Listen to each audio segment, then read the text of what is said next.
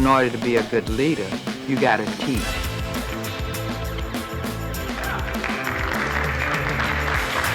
Most healthcare workers are women, people of color. We should have the same right to have safe work environments.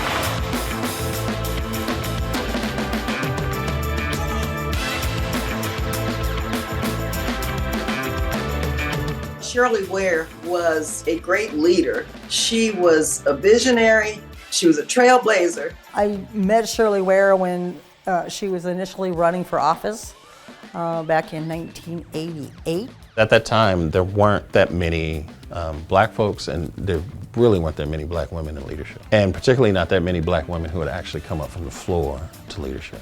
Her vision for the local was really about empowering members.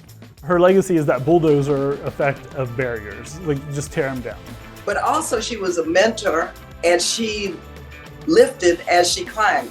And she really led that way for the rest of us to be able to stand up and say, I'm a woman, I can fight, I can move, I can organize, I can get students in and get them into a union job. And that's where the Shirley Ware Education Center came from, and that thought of, what can we do? Well, let's have a school. So the Shirley Ware Education Center started as a partnership with SEIU and the City of Oakland, helping to have Oakland community members move into nursing home positions. I think what Shirley understood is that there is a need within the community around us, that folks are lacking opportunity, lacking resources, right? The fruition of the work between the Education Fund and Kaiser Permanente has resulted in several training programs. We're dealing with a healthcare worker shortage in this country. So an organization that can actually take and flip existing staff, leverage them into better jobs, makes them more competitive. And we know that a higher engaged workforce is a more productive workforce. When people move into a new job, their average wage increase is 48%. We know we have a 50% reduction in turnover for people who participate in our programs compared to those who don't. So what started with a few hundred people in Oakland became 20,000 students a year.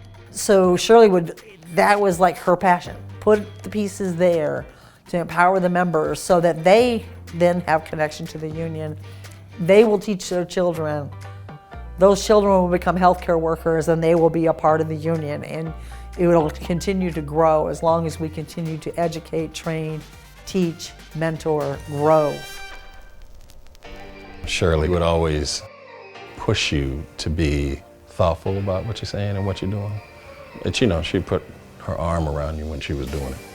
Her core values were really about building a strong union, and she's seen education as one of those pathways to help build a strong union, that it would connect the members with the union, because the union was the driving force behind the education path that they had taken.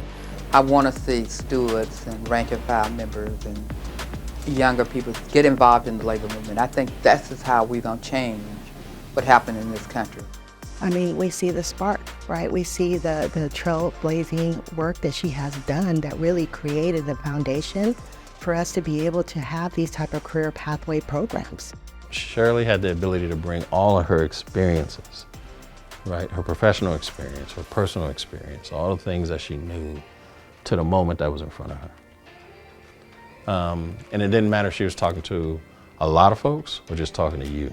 And I think that was one of the beauties of her, was she could connect with anyone. And that connection was a big part of her power. She was able to come in, own the show, know what you want to see happen, have that vision, and really drive that vision without apology. And I think what Shirley Ware made us feel like is that we can do it. It really helps empower the rest of us to say, if she can do it, so can I. Like, she made everybody feel that way. And I think that was, when you think about it, that amalgam of things, that's really Shirley Ware.